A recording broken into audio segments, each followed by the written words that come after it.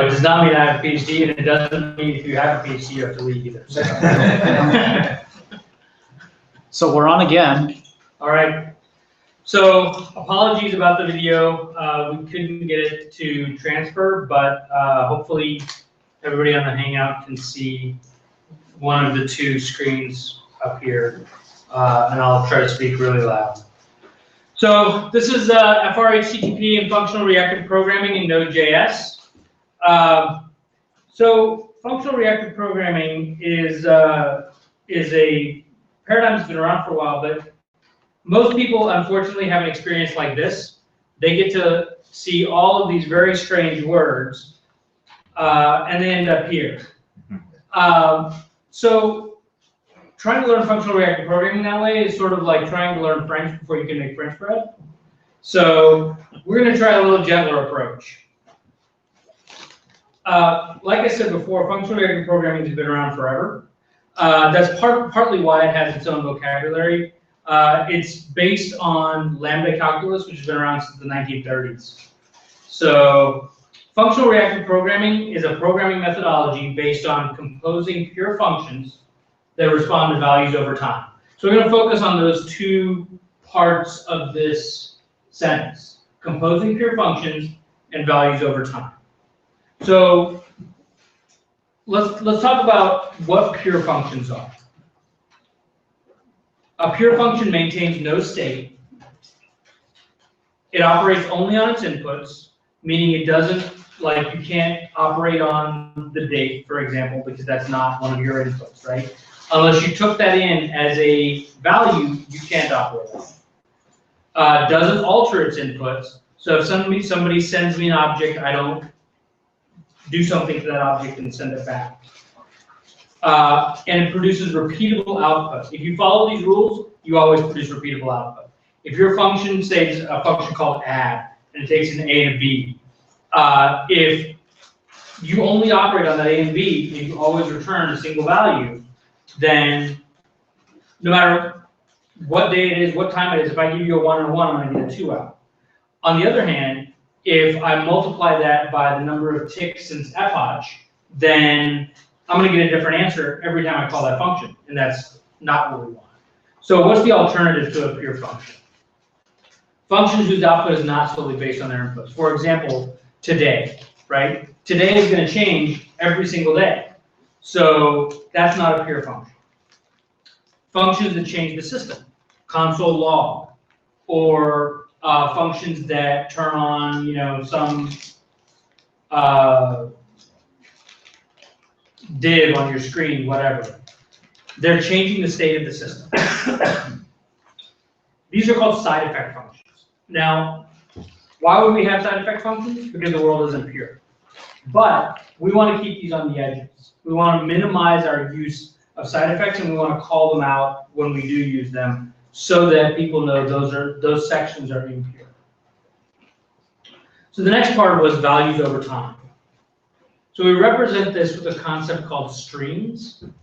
Streams are basically a string of values, and you process them one after the other.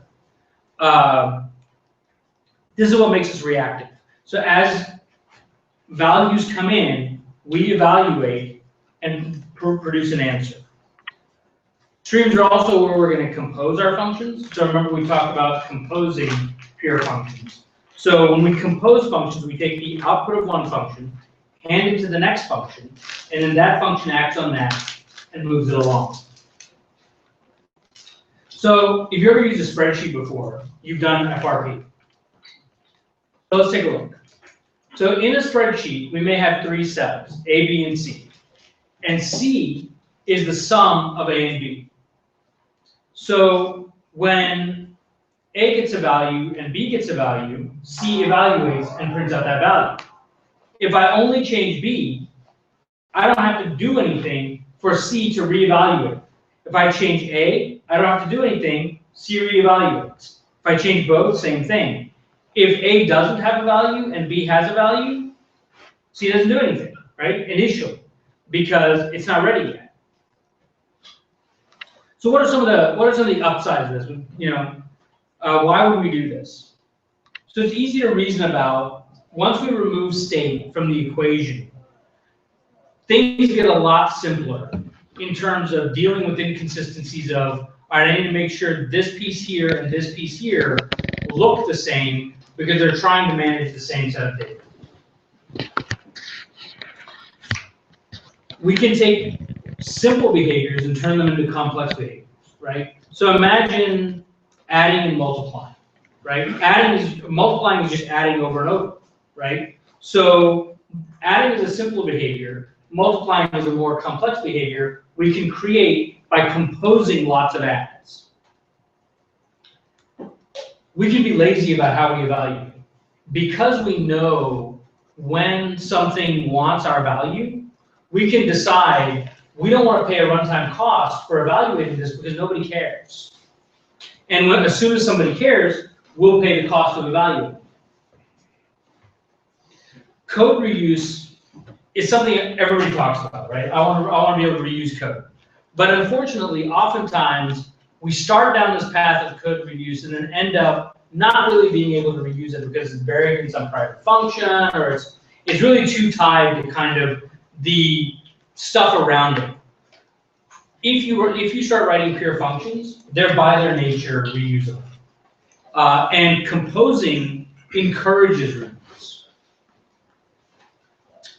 So code correctness is really a technical term.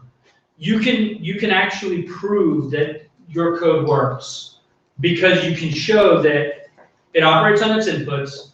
If it gets valid inputs, it always produces a valid output. Tests become very easy to write because you're not changing the state of some foreign system. You're not turning on some light or doing something else. So it's very easy to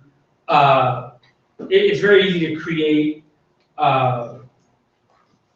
scaffolding that just drives your tests. Errors are easy to reproduce even if they happen in production. Why? Because you can capture your inputs. As a result, you know exactly what caused your error, and you don't end up here.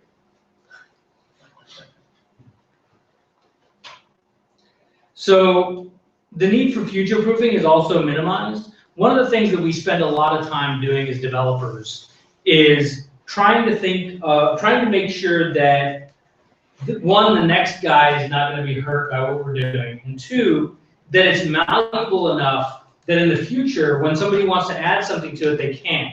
The problem is we can't predict the future. So we end up creating things, and the really important part in the future, that the bridge is out, gets lost way at the bottom. So one of the huge advantages is no more callback hell. You don't have the pyramid of doom anymore. You don't have other things because you're not doing callback, callback, callback, callback, callback. It's a stream of functions that you compose together. It's a much cleaner visual. So how can we use all this? One of the things that I wanted to avoid when developing this library is making people learn an entirely new vernacular to be able to use it. So there are, and I love this quote by Dijkstra, simplicity is a prerequisite for reliability. If it's not simple, you're not going to be able to reason about it, you're not going to be able to predict what's going to happen, and it's not going to be reliable. Period. So there's two basic concepts in FRHTTP. When and render. When deals with transforming data into something else once the data it needs is rendered. Render deals with side effects. So that's the wrong order. So the when function takes some parameters, name, in, out, a function, and advanced options. So the name is used for logging and debugging. If your when function ever crashes, it'll log out the name of your when function and the inputs that you received. So if your function is pure, you'll be able to reproduce that at your desk, even if it happened in production. The in is an array of the parameter names that you need.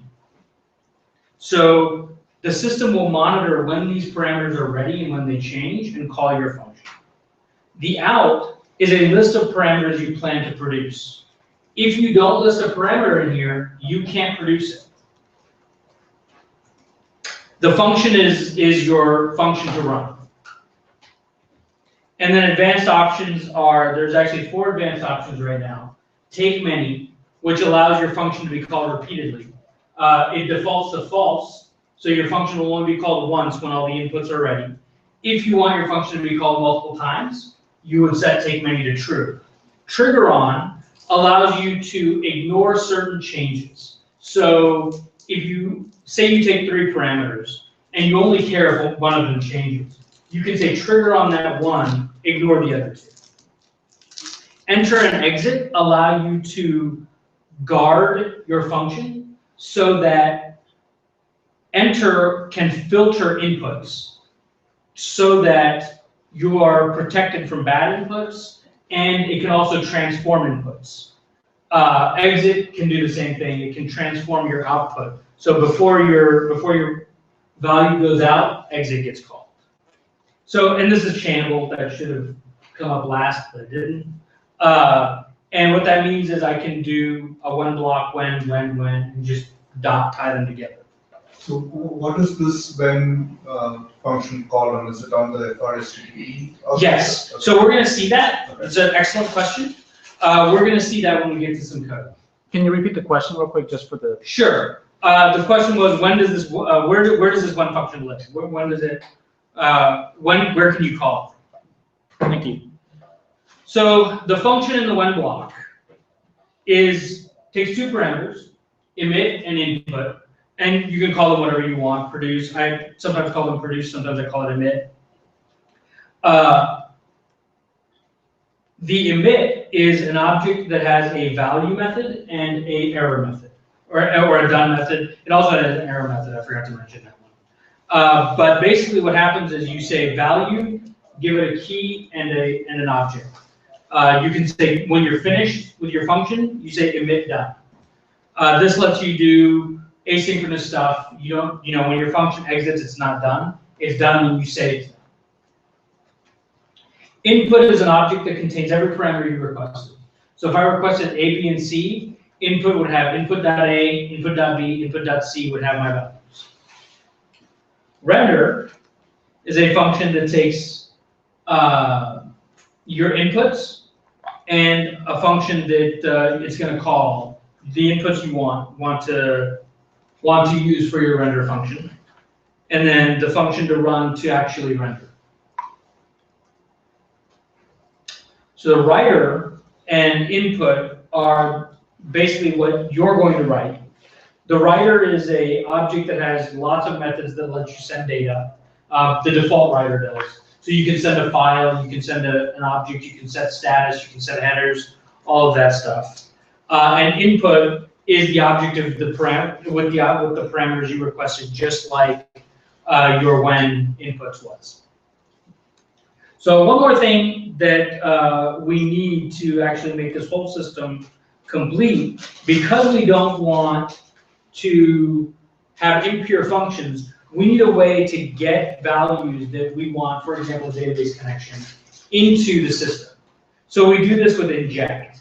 You can inject any value that you want into the system and then just use it via the field.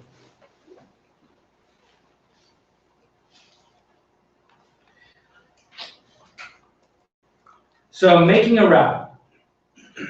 This sets up an entire server. So these 4 lines are all you need to start a server on 9,000.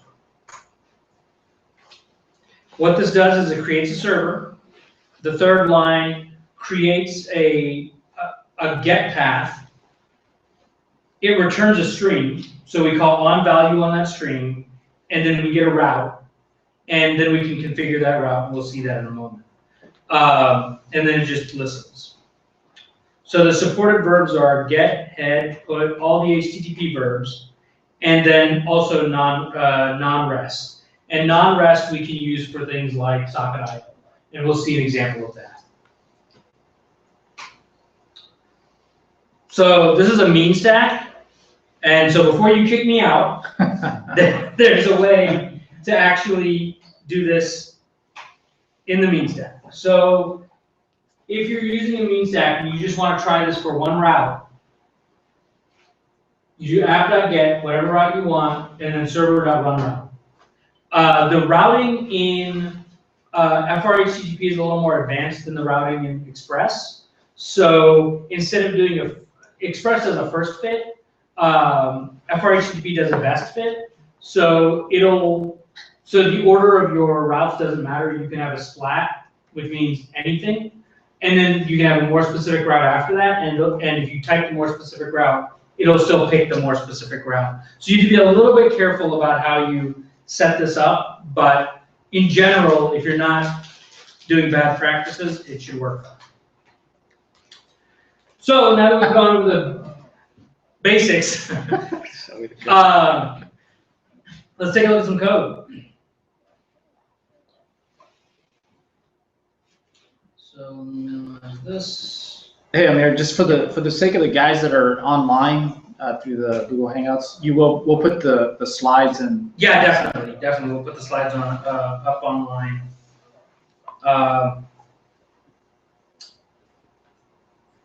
So let's take a look at a couple of examples.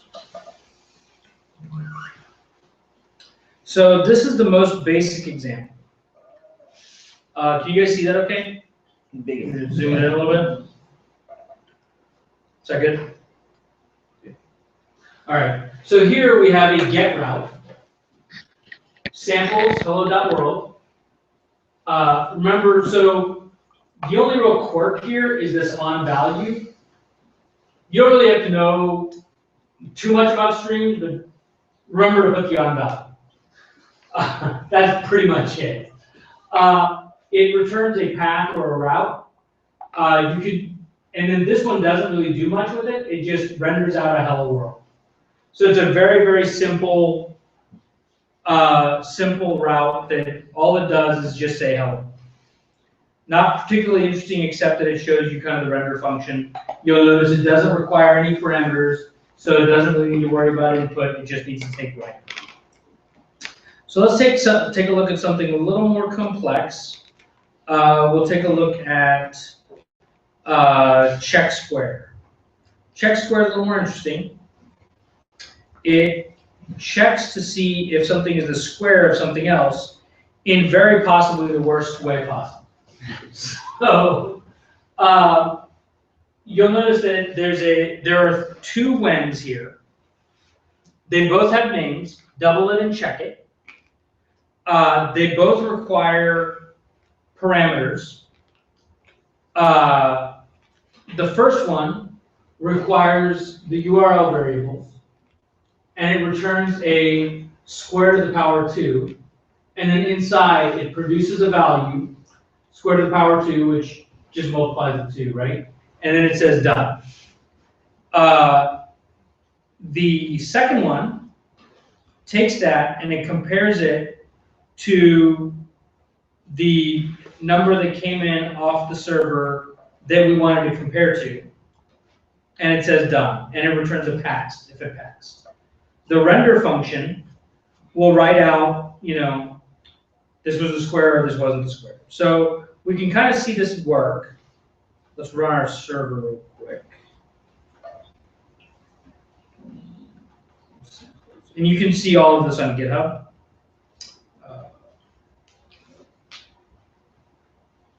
Let's go back here. Firefox. Localhost.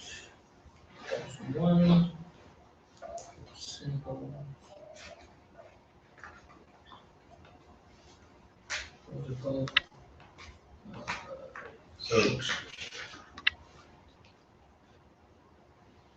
And feel free to ask questions at any time. Yeah, I was gonna ask a question, I was gonna wait till you showed it up first. It's number and Just out of curiosity, how many of you have looked this up on GitHub already? I I checked it out. Got a few. So Okay, cool. 4 is not the square of 2, but if we swap these around, then it will be. So that's rendering, and that's the when. Let's look at something a little more complicated than that. So let's take a look at something that simulates a database. Could you go over the parameters of the when function again in context of the code, saying the name in out function? Sure. So do you want to do it on this one, or do you want to do it on this I think the one? last one was Okay. more, or actually it doesn't really matter, whichever one, I guess. Okay, so we'll just do it on this one since we're already here. So the when parameters are initially, which is the name, right? This is what it requires for input. It doesn't require anything. This is what it creates for output, a result, and then here's our function. Okay, Right. so like below it, the server constant URL bars, like where is that pulling it from? So the URL bar, so the constants URL bars is something that's built into FRHTTP. Okay. So that's basically getting the variables off the list. So you'll notice this colon items, that's a variable. Gotcha. Okay. That makes So- sense. So that's it's pulling that out. So if you don't have any inputs, does that when get called? Yes. At first? It'll be always be called. And the output is it an object? Is it output into an object, or is it just a named? It can output to an object, but you're required to pass a field at a time. So if you want to break that object out into 4 fields that others can use, then you need to put 4 values. If you want to create an object that with one name that always goes in whenever it changes, then you can do one name, right? So here we have our simulate function, and simulate basically simulates values coming back from a database one at a time. You'll notice that it checks max iterations, and if iteration right now is less than max iterations, it produces another value. If it's not, then it produces done. Or if it's finished, it produces done. Now here's the interesting part right here. And here we use trigger on and take many as well. So you'll notice here, I'm going to point over here because it's a little easier. You have merge is the name of the function, right? It takes 2 parameters, row and result. We produce a result. So this could be a problem. We want to take many, which means that anytime any one of these values changes, call me again. What's going to happen if I produce a result and I take many on that result? I'm going to blow up. So what we want to say, ignore result, because I'm producing it, I don't care when it changes. Only trigger on row. And remember, row was what the simulate was producing. That's the database row. So as the result comes in, I'm going to concat the new row onto the result row. But notice I'm using concat, which what does it not do? It doesn't change result, right? It produces a new array that I can then pass in and hand out as this is now result. That is in case somebody else is also interested in result in its current state, right? So if I had 4 functions attached to that result, I don't want to mess those guys up. So I want to return a pure result. Sorry to interrupt, but I can't quite wrap my head around this quickly. No problem. So it'd almost be better if you actually had an example input flowing through the code as opposed to pointing, saying it all, because I'm staring at it on GitHub and I can see the code, but I can't jump as quick as you're doing from your Sure. So let's put some breakpoints then.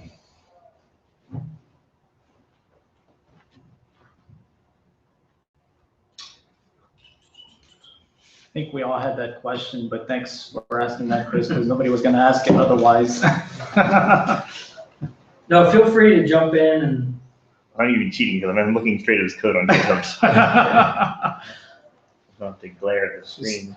So the DB simulation function is not pure, right? We're fine in this particular case. Yeah, it wouldn't be if it was actually producing from the database. That's true, because it's producing from an external source, right?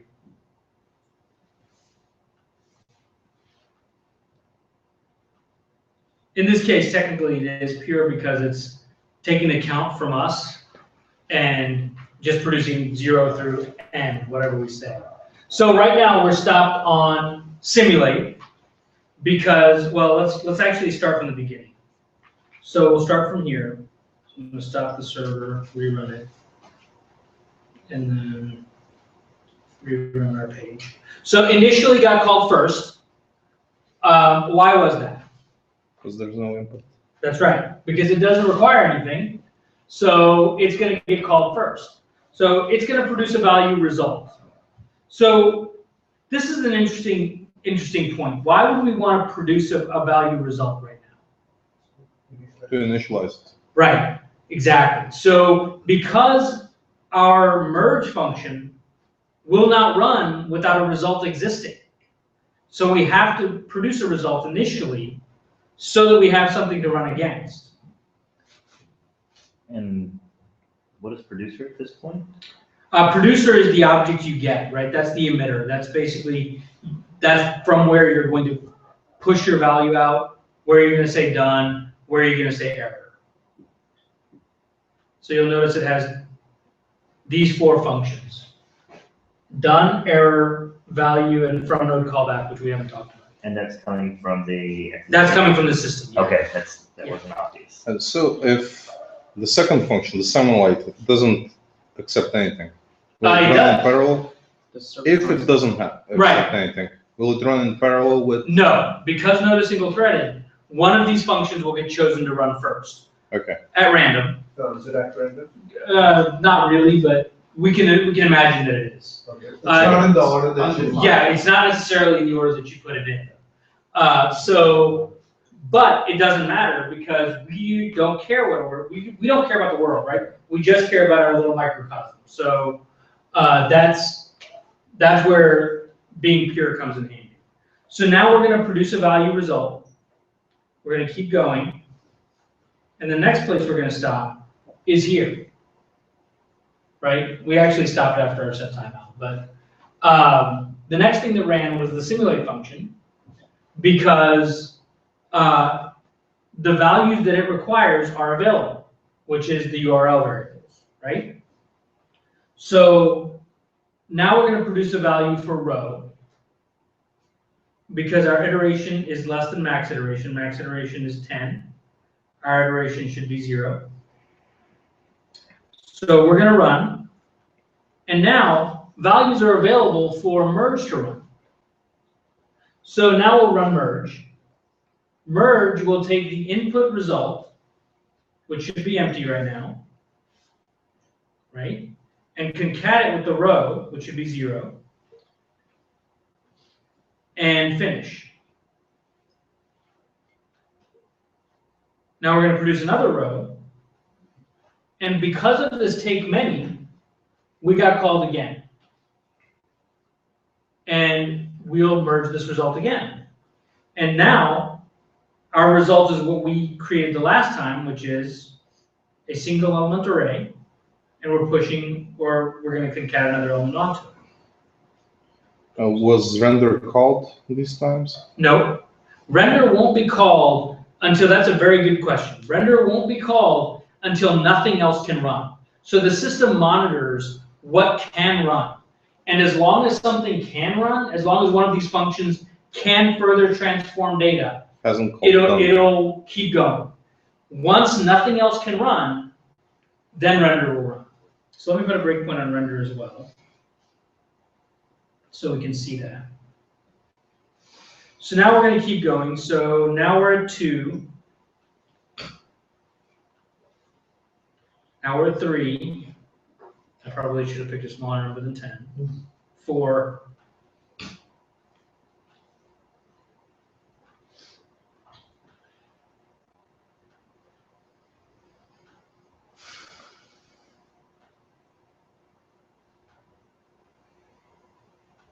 All right.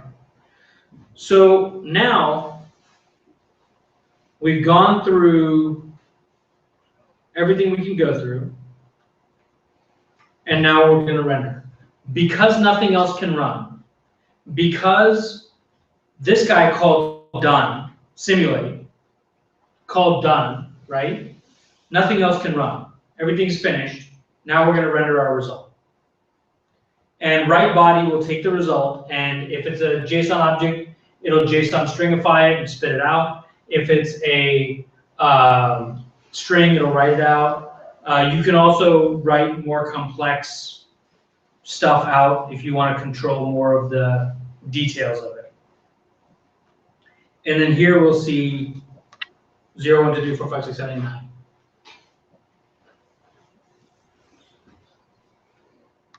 So let's take a look at error handling.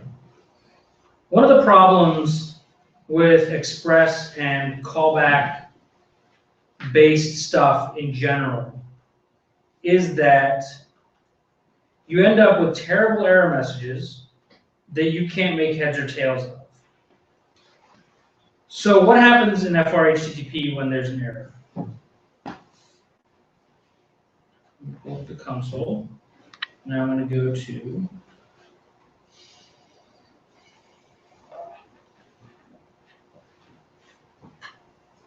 oh no, undefined is not a function. What the hell? But look here. Error function, crash on purpose. That was the name of our function. Remember we said you should always name functions. Through an exception. And it tells us the exception on input, and it tells us what input we received to generate, to cause that exception. And then we see exactly where the exception was. So we can go and we can look at crash on purpose, and we can see, oh look, there's no such function. Oh, that's enter. Sorry.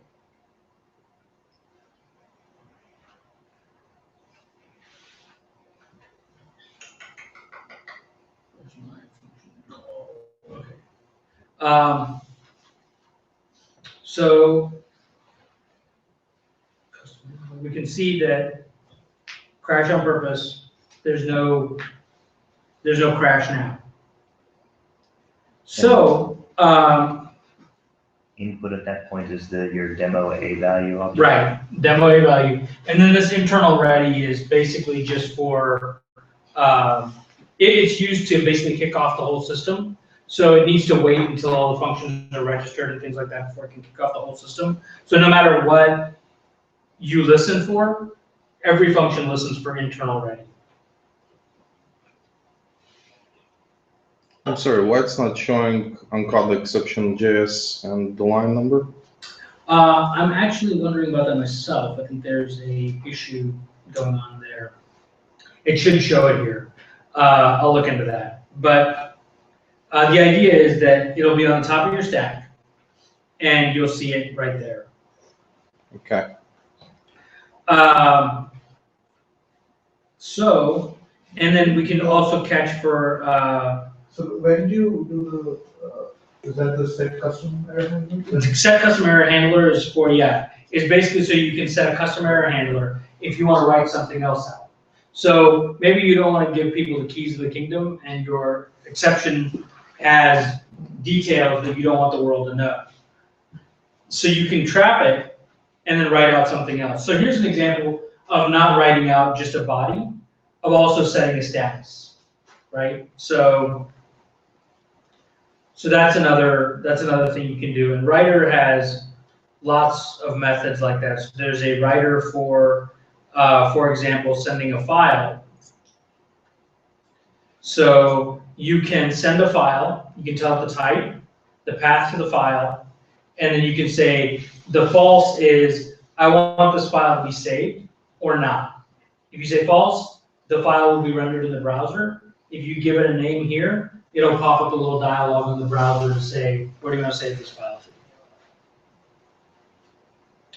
So let's talk about something a little more interesting.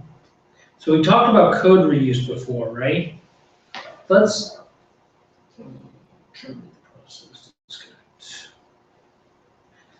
talk about some code reuse. So this is an example I wrote earlier. This is basically from the Socket.io demo app. It's been reworked for FRHTTP, and it's got an extra feature. So the extra feature is we can actually call chat publish question mark message equals whatever and get messages into our Socket.io stuff. So this is where we're going to reuse the code. So let me go here first. Let me start this up, and then you guys are welcome to join this channel so that we can get some chat going here. Your Socket.io example, this isn't on the GitHub samples? It is actually on the GitHub sample. It's not in the samples because it requires import of Socket.io. Okay. So it's actually a separate project called FRHTTP Socket.io sample. Okay. So let's go to localhost 3000, and here's my chat server. And you'll notice the WebSocket said hello. So, just so we're not cheating,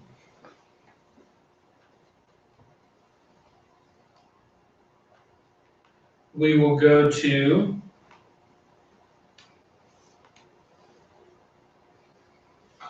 /chat.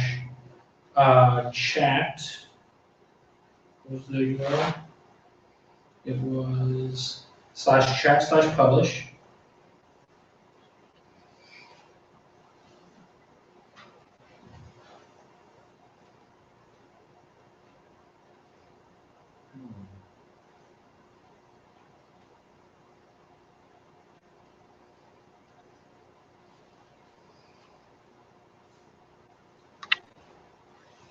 So your message was written to the group, and there we have HTTP GET hello from Safari.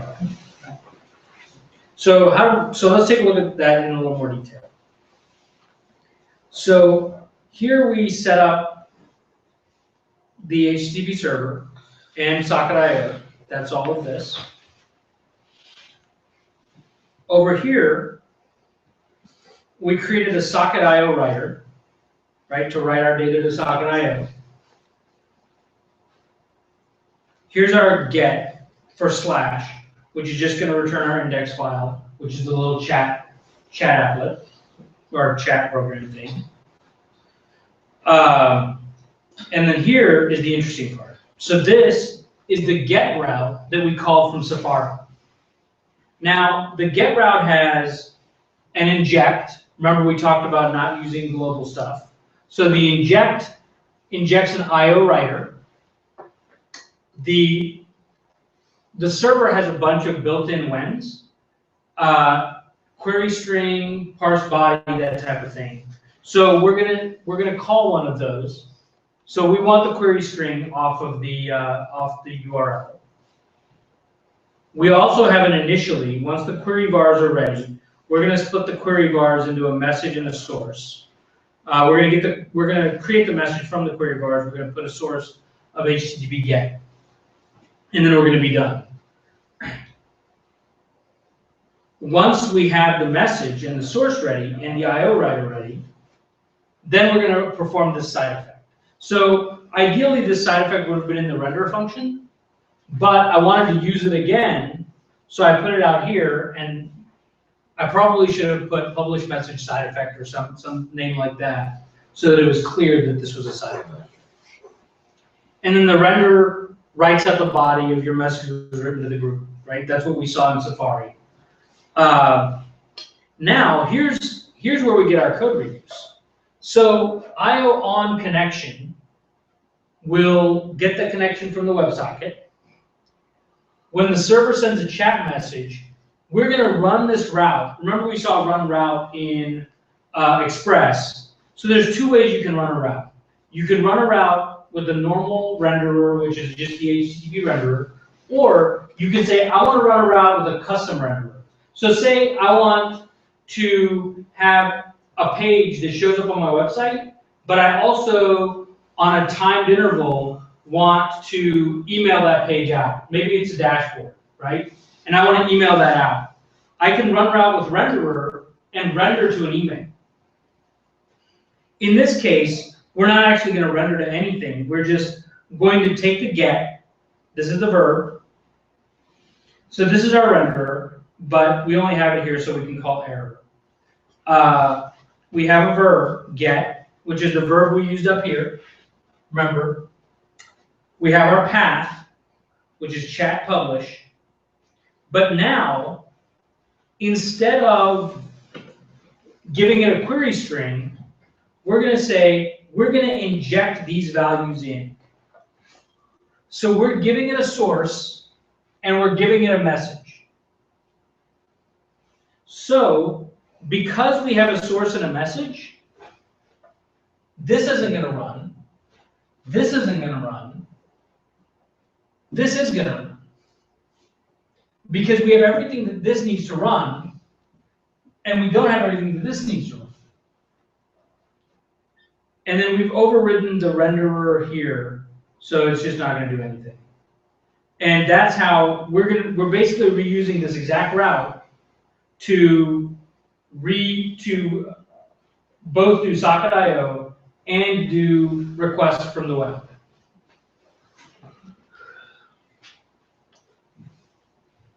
Cool.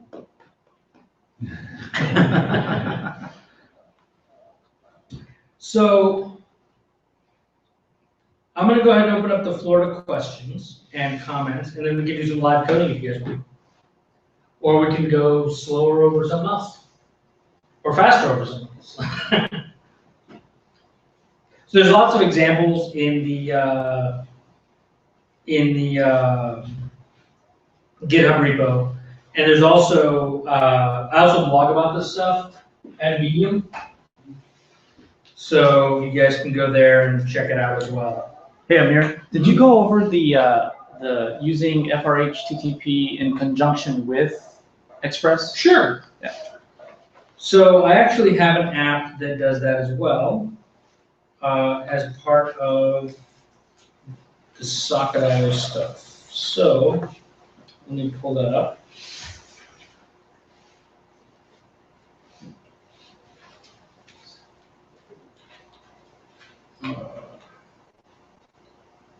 So here's an app that uses Express. So this is an Express app for socket.io, exact same thing, but instead of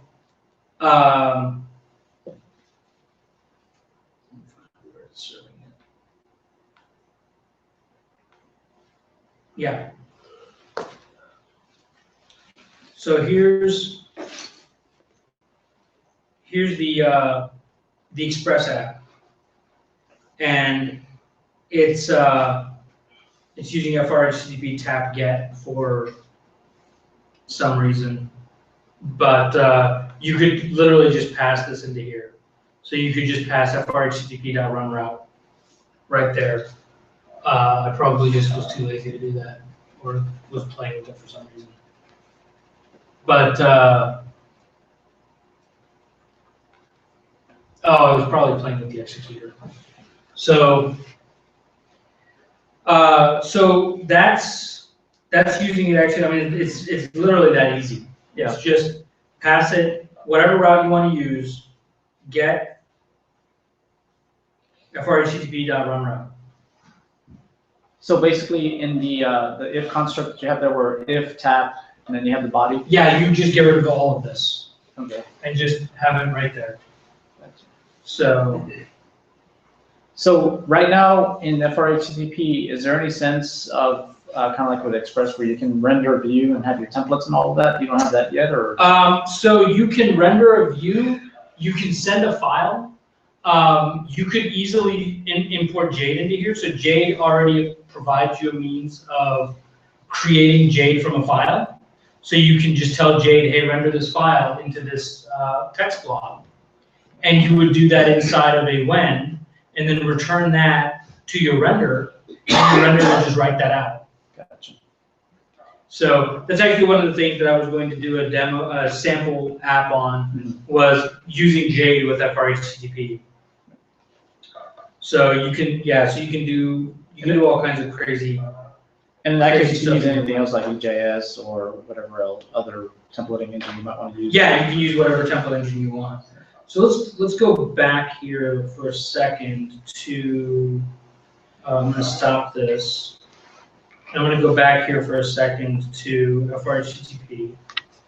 And I'm going to talk about the enter and exit a little more.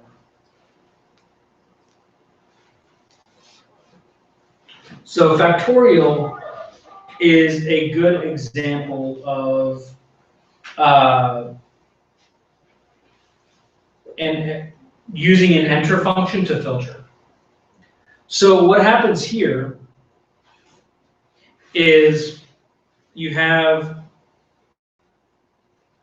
a get for samples factorial number, so you can pass in 10, 5, whatever you want to do. The setup pulls out the max from the constants and sets a total. The when calculates the next step, but how do we know when to stop? So that's what the enter function does. The enter function says if the input total count is greater than the max, then I don't need to run again. If you return undefined from the enter function, the function doesn't get called. If the function doesn't get called, then the system stops and it calls the render, right? Does it call the done if it's? So enter doesn't need to call it, because if enter basically what enter is doing is suppressing the execution of the function. By returning undefined, it's saying there's no input for this function. Don't do anything. And what is exit? I'm sorry? Then what is exit? Exit. So what exit can do is transform the output. So say your function produces something, but it's somebody else. So you basically took somebody else's function, and you need to just modify the output a little bit. That's what you would do exit. So when it produced any value, you would get an opportunity to modify that value before it went into the system. You take someone's pure function and then modify it. Right. Right. So you're basically creating. So if you're familiar with, it's really hard to explain this without using some little bit of functional terminology. But what you're basically doing is enter is a filter.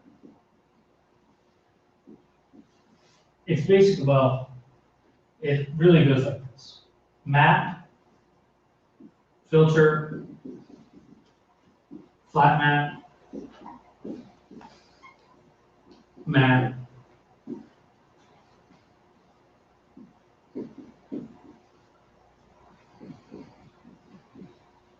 master string set.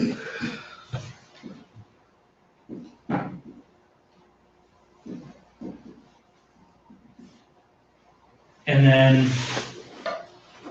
back around.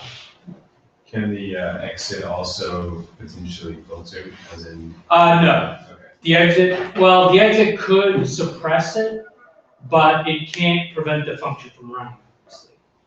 So it could produce a null output, but that's about it. So exit gets called, if it's a take many true, exit gets called after all. Yeah, absolutely. If take many true, basically anytime any input you want changes, once all of your input is available. So say you take A, B, and C.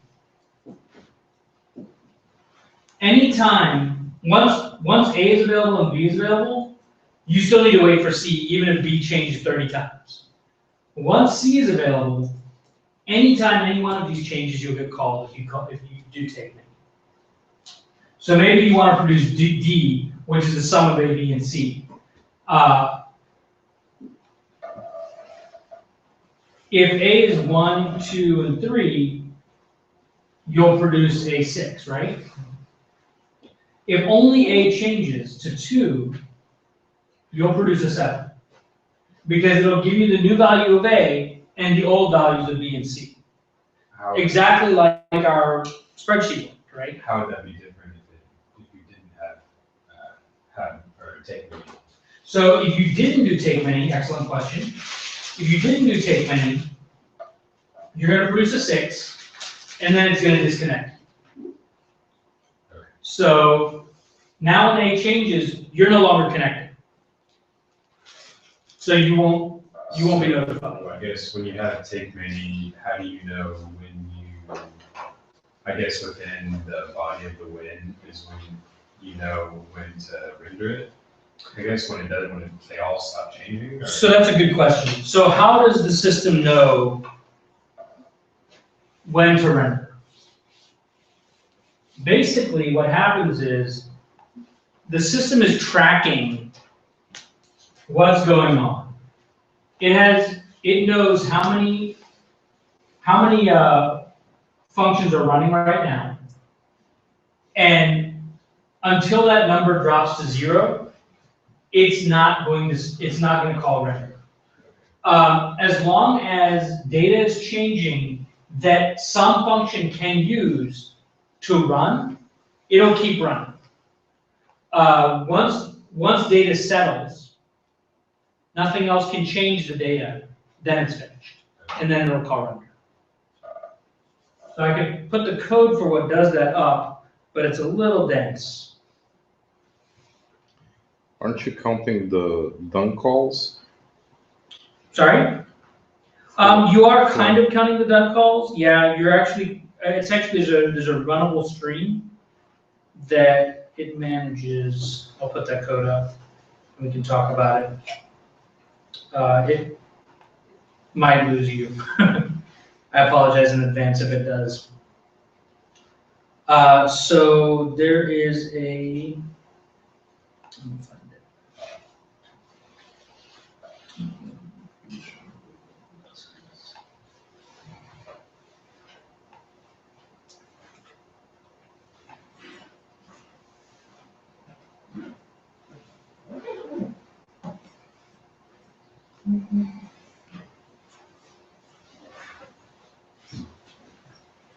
So in the producer, when you call done, what it's doing is it's calling end on its stream. So each producer gets a new stream, and it's calling end on its stream. When that end gets called, there's actually something attached to that end that monitors that stream for an end. And when all of the streams have ended, basically, then nothing else is running, and nothing else can run. Is that sort of similar to how queues work? Yes, yes. Sort of reminds me. Yeah. So how would this work with yield in ES6? So you can use this with yield, but you would basically just produce values, right? So you would just call emit or produce dot value for each one of those yields. And then when it's finished, it just You would call done. You would call done, exactly. What was one of the biggest challenges that you faced developing this library? Mostly keeping it simple. Right. Mostly keeping it accessible, because it's very easy to start going down the stream of, well, I'm just going to put a flat map here, or I'm going to put a fold here, or that type of thing. So that exposing enough power while still kind of keeping it simple. Also kind of figuring out how to merge the socket IO and the HTTP stuff. That was a bit of a challenge. I'd say the from node callback was interesting. So you can basically call from node callback, give it a producer, an array of stuff to produce from the callback, the position of the callback and the callback function, and that's it. And it'll take care of everything else. So there's an example of that in the samples file from callback. You'll notice fstat, producer from callback, and it produces fstat. The callback is at the end, which is mostly normal for Node. There are a couple of exceptions, which is why I had to add that. fs.stat is the function you want to call. And the file, basically the parameters to it are, don't care about this binding, and here's the parameter, right? So we're going to stat ourselves. And it takes care of calling the callback, pulling out the variable, pulling out the parameters from the callback, producing the parameters in the order that you specified, and calling your done for you. And then it just renders the result. So we can take a look at that real quick. Let's go back to samples. So the main functions are win, render, and inject, you said? Exactly. Is there any others that are used? So if you want to run route. If you want to do complex things like socket IO, then run route with custom renderer, and that's it. So those are basically, I mean, it's pretty straightforward. Like you can look at FRHTTP here, and you'll notice it just doesn't have a lot, right? When these are the verbs, right, that'll give you back your streams, and then listen, run route, and run route with renderer. So, and then when you get a route executor, it's just HTTP executor, custom executor, that's it. Were you doing a lot of functional reactive programming before you created this? What was the motivation? I started getting into functional reactive probably last year, maybe in August, and I started this project in December. And should be 1.0, hopefully early next month. Did you start using the FRP stuff because you wanted to, or because of work related? Because I wanted to. I just like to learn stuff. You like the pain. It's actually super powerful. You're actually using this in a professional setting, correct? Yeah, absolutely. So I, at my work, I actually, we were doing an Angular project, and Angular really wasn't the right technology for it.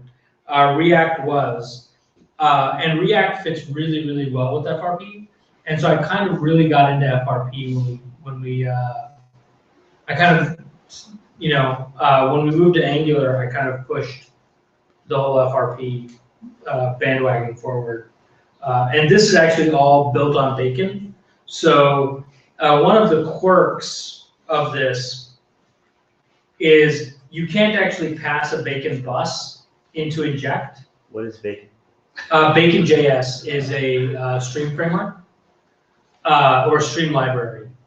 And one of the quirks is you can't actually pass a direct Bacon bus because it won't end properly. So you have to wrap your bus in a function like this. If you were having a hard time getting your head wrapped around the FRHTTP stuff, Bacon is going to make you really dizzy. Yeah, Bacon is pretty crazy. Bacon is pretty crazy.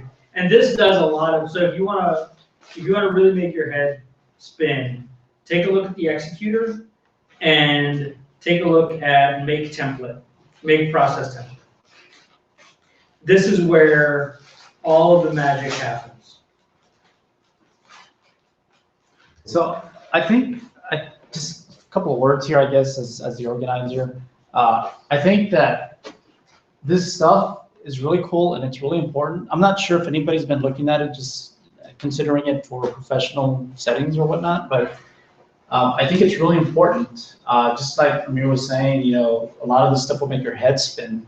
So one of the thoughts that I had, and I was going to talk to Amir about this, but one of the thoughts that I had as the mean stack organizer, I always say that the mean stack meetup user group that we have is a meanish user group, if you will. In other words, even though it's MEAN, we can and will use other things like React or FRHTTP and other things. So one of the ideas that I had for this was maybe we need to have other meetups within this group that kind of go over the fundamentals of Bacon.js, for example, or just FRP in general, which kind of leads into this, exercises it for us, and leads into complex frameworks like FRHTTP, so that way we have a better understanding and we can use it well in our jobs. So I'm not sure, how do you guys feel about that? I mean, would you be open to something like that? Or Node is what's important to me. Node is important to you? Yeah. Okay. Yeah. Anything using JavaScript frameworks I'm interested in. Okay, cool. Yeah. So there are Libraries. There are several JavaScript frameworks that are really important to the internals of FRHTTP. One is obviously Bacon.js. That's what provides the streams. The other two are Immutable.js, which provides us space-efficient immutable maps that are implemented as tries. So if you're not unfamiliar with what a trie is, it's a data structure that basically allows you to do cheap copy on write. And also Lodash. Lodash is used heavily. You'll notice like all over the place, this, curry, and partial. And those are curried functions and partially applied functions. So one thing that this doesn't do is use this. You'll be hard pressed to find a this in many places here because it uses curry to push this onto here. So no matter where you call this from, you're not going to have to do underscore this equals this because it's not going to forget who it is. It curried it on at the beginning. So basically it's bound. And then it's currying on these extra parameters so that when you call, for example, producer, takes a lot more parameters for its value than you provided. You provided these last two. It takes all of these, but these are all curried on there for you. So how does this FRHTTP? And by the way, I'm terrible at naming things, so I apologize in advance for the name. No, it's fine. It has FR in front of it. A lot better than all those RXs. How does it compare to promises? That's an excellent question. So promises are basically streams with about 10% of the power of streams. So a promise can be in one of three states, right? It can be pending, it can be resolved, or it can be fulfilled or rejected, right? Okay. So fulfilled and rejected are exit states. You can't do anything with a promise after that. With a stream, you have a continuous state, right? As you put things in, everything reevaluates. So you don't have to keep state around. You don't have to worry about, oh, did I set this over there so that that's red and this is green? You guys listen to the same stream, you toggle your stuff as values come in. So there's no need to transfer knowledge from one part of the system to the other part of the system. You push it onto the stream and the stream handles distributing it, right? It's basically reevaluations, just like a spreadsheet where you have your amortization schedule, you put in 30 years and the mortgage, it'll spit out the rest, right? And if you change that 30 years to 15, magic happens and it just flows down, right? So that's basically it. But on the verbosity side of things, promises are a lot less verbose than this. You don't have to specify name, input parameters, outputs. That's true. You would work with with promises. So this and promises don't compete. They're actually they work together. So promises are a way to solve the callback pyramid of doom, right? This isn't just that. So what you can do is you can use, I have actually an article online on Medium about exactly that. So you can take a look at that article. But effectively what happens is you use promises inside of here. You let this handle the stream part, and you let promises handle the producing individual data. Okay. What do you have in store for 1.0? So for 1.0, I definitely need help with documentation. So this is an open project. You guys are welcome to jump in and help out, do a pull request. Monaco did one. Thank you. He complained about my line endings.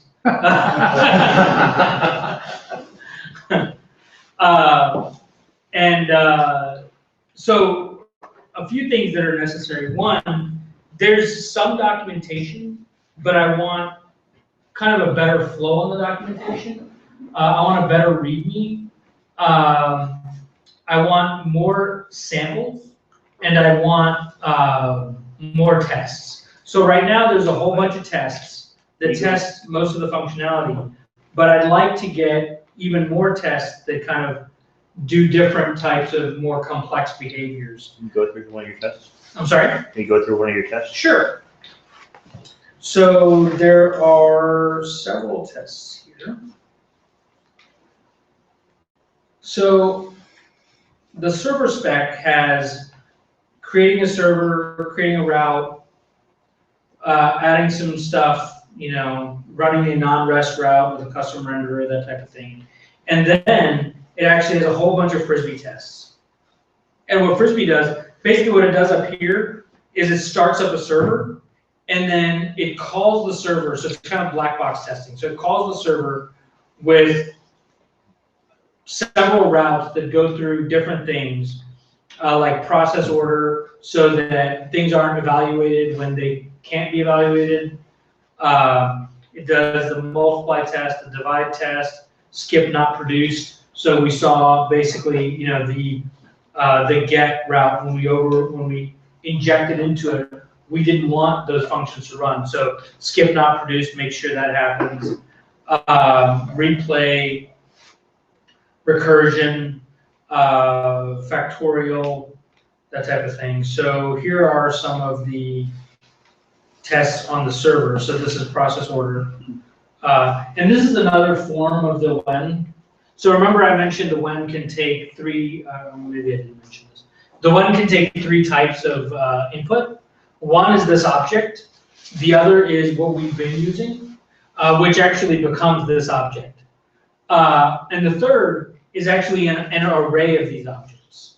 So if you want to reuse 10 when functions, right, that may not always be called, but you want to throw them in every route, you can do that. You can say when parentheses, my block of whens, close parentheses. And that array will get ingested, and if necessary, those functions will be called. So how did you go from something like Bacon.js or reactive extensions to I need to build my own server with routing? What was the impetus? So one is I enjoy pain. I told you.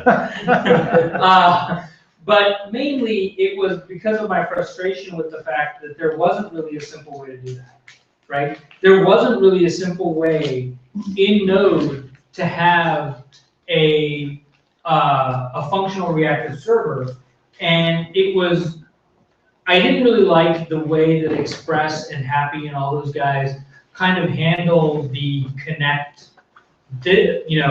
next chain, because it's very easy in that chain to get lost, and the chain becomes very fragile, right? So in this, you'll notice that if I want to add a new feature, I can just drop a when onto the end. In that, I got to figure out where I need to put that, right? I can't just drop a callback at a random place, because I may not transport the previous callback's values to the next callback correctly, right? They also do a lot of state changing on the require, for example, or request. So they'll tack things on the request. Well, if I have something else that I want to use that maybe it takes the URL and parses it a slightly different way, but I want both. Can't do it. They're going to both tack onto there, right? So with this, I can do. With this, as long as they produce output like I want, I can do that. And even if they don't produce output like I want, as long as they're pure, I can create an exit mutator that will modify that input to a different name and pop it out. Sorry, I didn't mean to say mutator. Did you check out what's in ClojureScript? Is there anything like this over there? I haven't messed with ClojureScript, so I don't know. That's the answer. Because is on top of React and Immutable.js and all that. Yeah. So maybe there is something like this. It's possible. I don't know. I'm not a Clojure guy, so I don't know. As far as I know, I couldn't find anything similar to this when I searched in December, which is why I kind of took on the task of writing it. But you know, that could have changed in the interim. So one of those classics, it can't find it, it's not there, so build it. And have it used. So. Yeah, and actually, so one of the other reasons I did it was that I don't like the routing in Express. The routing in Express is fairly weak. So in this, I can do something like this. I can say return, not really good, return file, right? At path. And then I can specify a whole bunch of like user settings, which is maybe a J, right?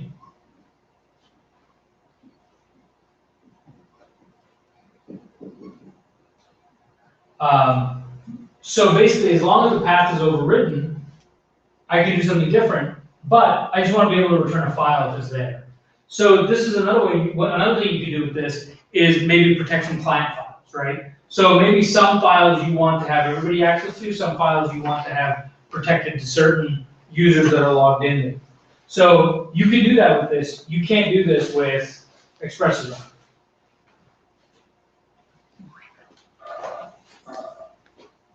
At least not that I'm aware of, unless they change that in Express 4.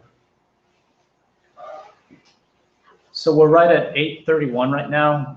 If there are any other questions, we're going to go ahead and close it up. But I do want to open it up again just in case you guys have any last minute questions or anything, or comments, suggestions, or anything.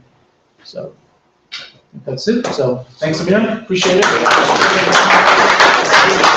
Google Hangouts, guys. I'm going to go ahead and disconnect now. So thank y'all. Have a good night.